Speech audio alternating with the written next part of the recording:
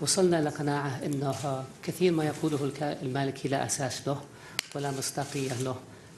هنا يتهم المملكة العربية بدعم الإرهاب، بينما السياسات الطائفية التي تبناها خلال وجوده كرئيس وزراء العراق هي اللي أدت إلى خلق الفتنة في العراق، وهي اللي أدت إلى تهميش السنة في العراق، وهي اللي أدت إلى الانتفاضة اللي حدثت في الأنبار، وهي اللي أدت بالتالي إلى دخول داعش إلى العراق. فآخر من يتهم المملكة العربية السعودية بدعم الإرهاب يجب أن يكون نوري المالكي.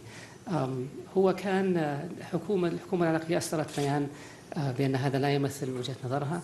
المملكة العربية السعودية استدعت القائم بالأعمال العراقي في الرياض، ووصلنا له رسالة قوية اللهجة فيما يتعلق بهذه التصريحات، ولا أعلم لماذا يقوم بهذه التصريحات من وقت لآخر، ولكن اللي أعلمه أنه السياسات التي تبناها خلال وجوده كرئيس وزراء والنعرة الطائفية الذي يروج لها هي اللي أدت إلى خراب البيت في العراق للأسف.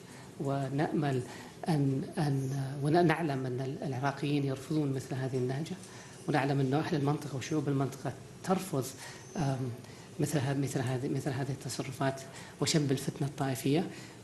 ولكن هذا الكلام اللي يقول عن المالكي كلام المملكة العربية السعودية من أول الدول الذي عانت من الإرهاب، والمملكة العربية السعودية في مقدمة الدول المحاربة في مواجهة الإرهاب.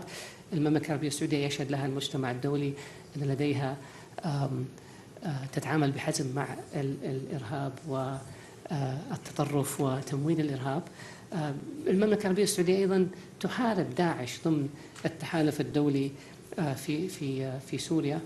فالكلام المالكي ما له ذاك الأهمية، يعني الواحد يفترض أني حتى ما أرد عليه